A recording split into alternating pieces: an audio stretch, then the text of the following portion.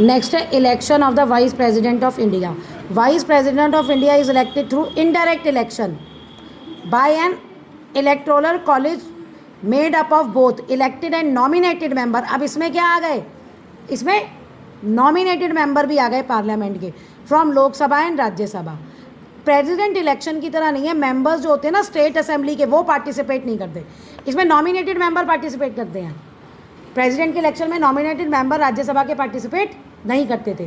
President के election में MLAs participate करते थे, लेकिन इसमें वाइस प्रेसिडेंट में एमएलएज पार्टिसिपेट नहीं करते. This reflect vice president close connection with parliament. यानी वाइस प्रेसिडेंट का किससे क्लोज कनेक्शन है, पार्लियामेंट का, क्योंकि पार्लियामेंट के मेंबर्स ही इसके वाइस प्रेसिडेंट के इलेक्शन में पार्टिसिपेट कर रहे हैं. इलेक्शन वही same single transferable vote system. This method help sure that elected vice president has broad support across political party in parliament.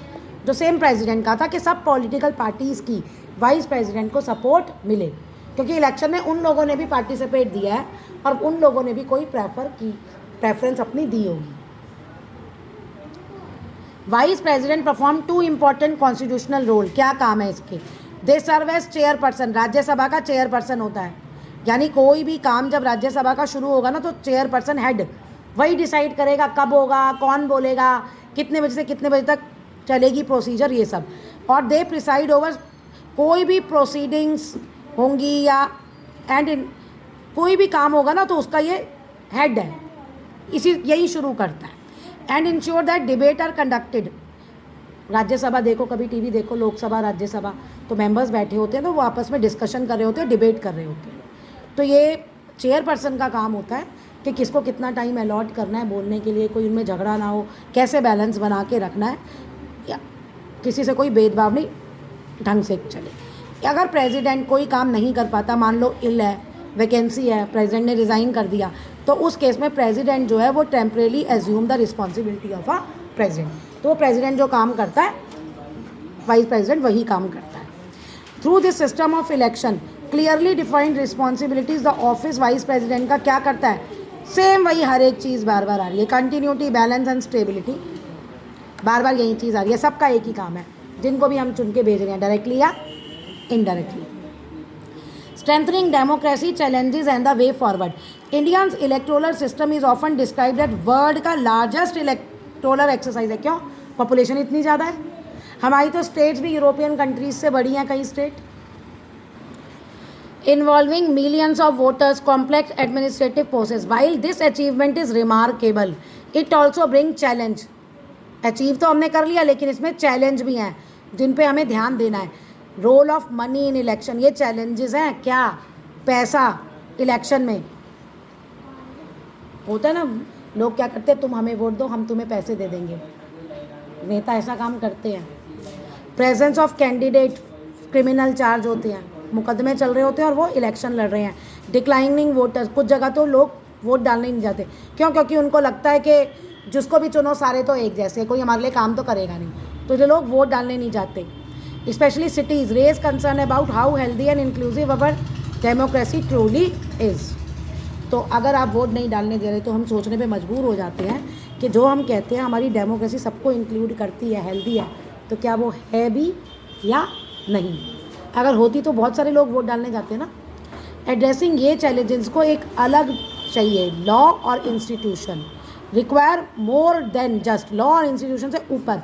A strong democracy depends on informed, aware and active citizen.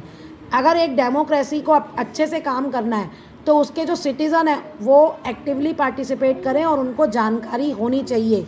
When voters understand, जब voters को पता है right और responsibility, तभी वो जो candidates है उसको क्वेश्चन कर पाएगा, वो जो प्रॉमिस कर रहा है उसको देख पाएगा, समझ पाएगा कि भाई सही है भी या नहीं, और रिजेक्ट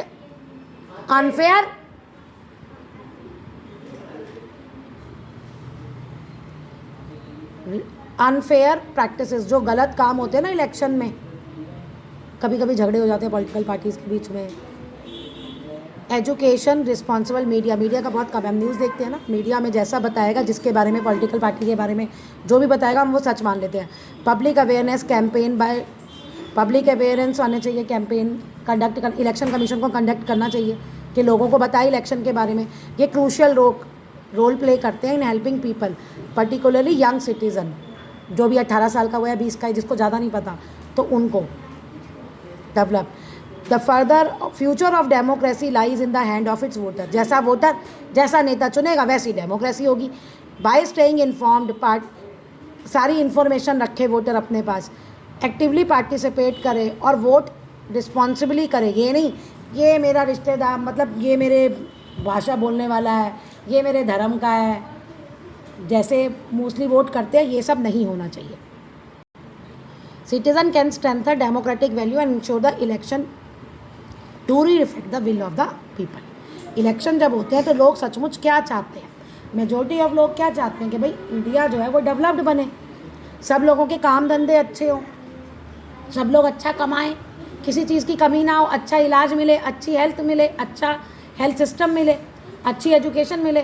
तो वो तभी हो पाएगा जब लोग ध्यान से वोट देने जाएंगे, रिस्पॉन्सिबली अपना वोट देंगे और सारे लोग जाएंगे और वो ऐसे कैंडिडेट को चुनेंगे जो उनके लिए सही में ये काम करे।